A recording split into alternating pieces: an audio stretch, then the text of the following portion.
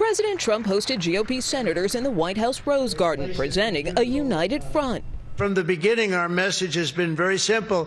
We will not be extorted on this crazy plot of theirs. The president again blamed Democrats for the shutdown stalemate, now the third longest in history. Hakeem and I reached out to the president today and urged him to sit down and negotiate with us.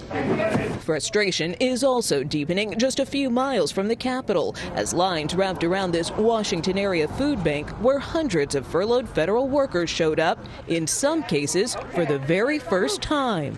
We got milk. Sandra Wright has worked for the Department of Housing and Urban Development for 40 years. Why did you decide to come here? Just to stock up on food, because we're not going to be getting paid this coming week. Melissa Westbrook is a 22-year veteran of the Defense Department. I need to pay my bills, and we need this to hurry up and, be over with. So it's stressful. A second truckload of food had to be brought in due to the high demand. This is overwhelming.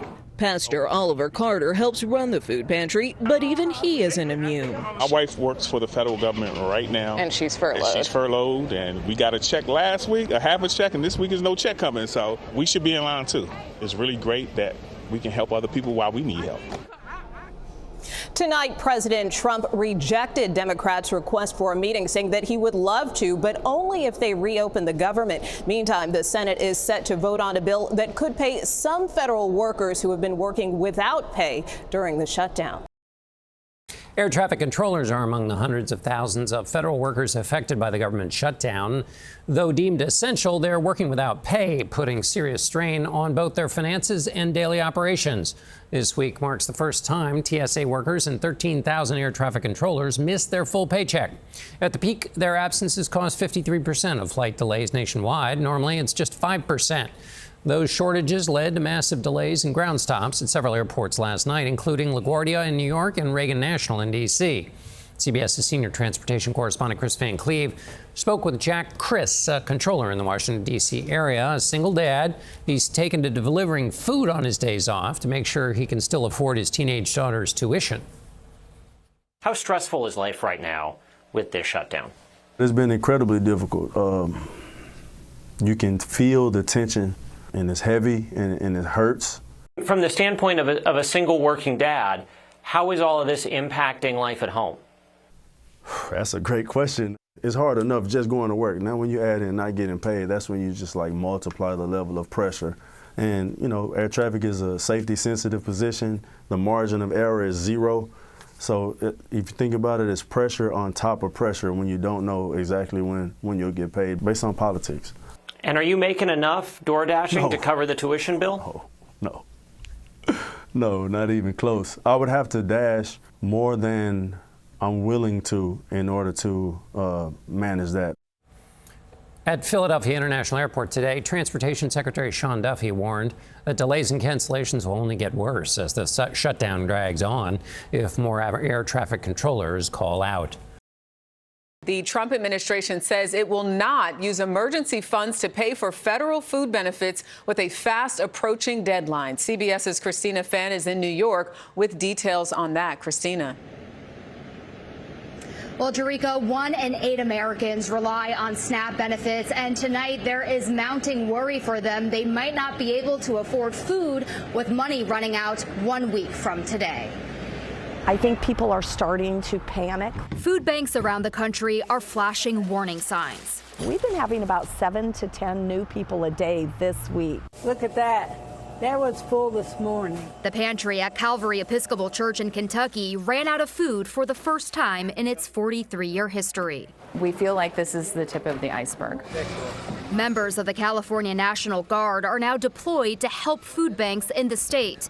In Massachusetts, 16% of residents rely on SNAP benefits, which provide an average of $187 a month, or about $6 a day. Democratic Governor Maura Healey holds President Trump responsible. Leadership is a choice. And sadly, President Trump has chosen to take away food from people all around this country. Aboard Air Force One, President Trump told reporters he's not to blame. Well, I'm going to let some other people talk to you. I'll have a comment on that later, but the Democrats are stopping it. The sudden loss in federal food aid will ripple beyond homes into stores and businesses. Every dollar in SNAP benefits generates $1.54 in economic activity. Quite a bit of our sales come from EBT recipients. Right now it's making up about 10 to 15% of our total sales a month. And Democrats say they will not vote to reopen the government unless there is an extension of health care subsidies for millions of Americans, while Republicans say they want the government to reopen first before any negotiating. Jerika. Christina Fan in New York tonight. Thank you.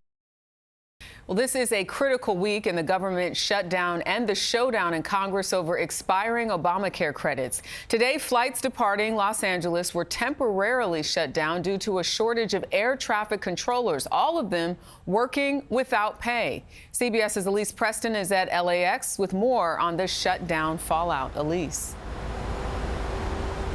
Jerika, the Federal Aviation Administration says flights here were halted this morning because of a staffing shortage at a Southern California air traffic control facility. Now, as the government shutdown enters its fourth week, many Americans are already feeling the strain. Cars lined up in Pontiac, Michigan this week. Trunks open. It's helping us out a lot. We need this food.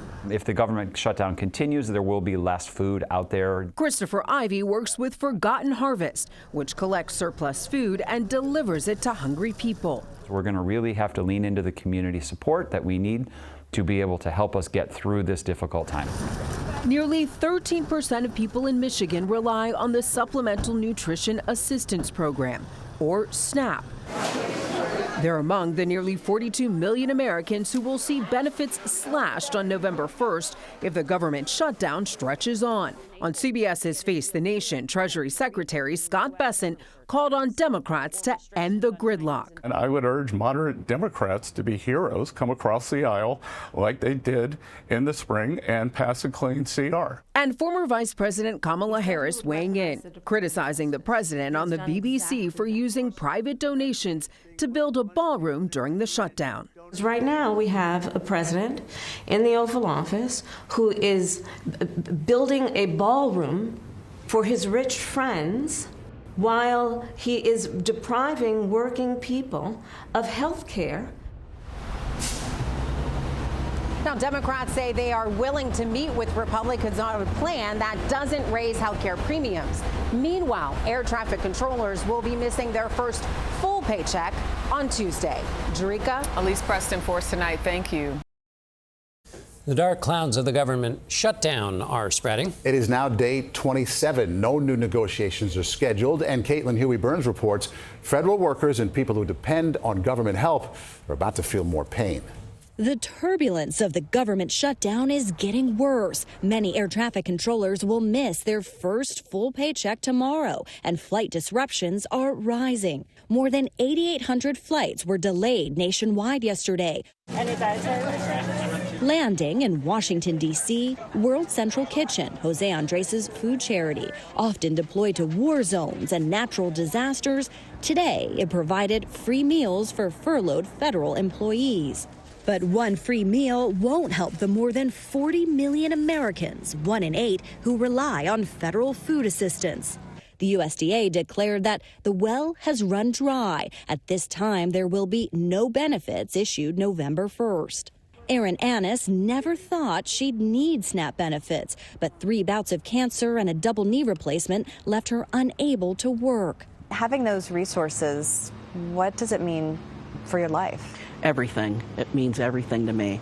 What exactly do you think you're going to need to do? I'll have to ask my children to help me. And what is... That's an awful feeling.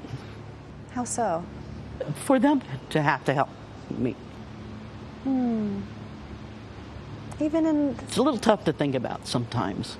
She'll also turn to her local food pantry. Shyla Ulrich is CEO of the Central Pennsylvania Food Bank and said she expects demand to increase. People are scared. It's a moment where people don't know and understand what's about to happen, whether or not they'll get those benefits should the government open back up or when.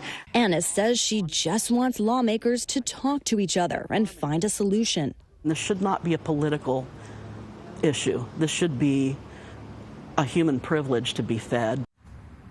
And the USDA says it will not tap into a contingency fund to pay for SNAP benefits because they say that's reserved for things like natural disasters. Now, there is a Republican proposal in the Senate to help pay for this program, but John and Maurice, it's unclear whether and when that would get a vote. Today is the first scheduled payday. Air traffic controllers will receive no money for the work that they do. Tom Hansen reports on the impact on the controllers and air travelers. The message is simple. End the shutdown today. Frustrations are mounting from air traffic controllers. Contact the ramp. Have a good day. As they plead with lawmakers to end the government shutdown.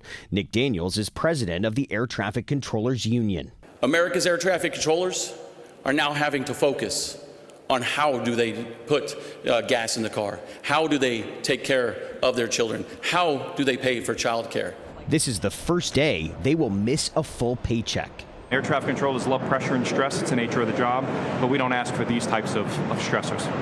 Joe Segreto has worked in air traffic control for nearly 20 years. His wife and 2 kids depend on his salary. How long can you handle not getting a paycheck? One paycheck is probably going to be the last one where it's going to start being a huge burden on my life. You're one paycheck away from financially struggling. Right, having to decide, do I pay my mortgage? Do I put food on the table? Do I pay gas? Do I pay my electric bill? Something has to give somewhere. They will get back pay at some point, but many controllers are starting to miss work, leading to delays and ground stops. Normally, flight delays due to staffing shortages hover around 5%, but on Sunday, that number was 44%, and Monday, it was 24%. Transportation Secretary Sean Duffy met with air traffic controllers today. They need to show up for work. They do really important work for our country, and they need to show up.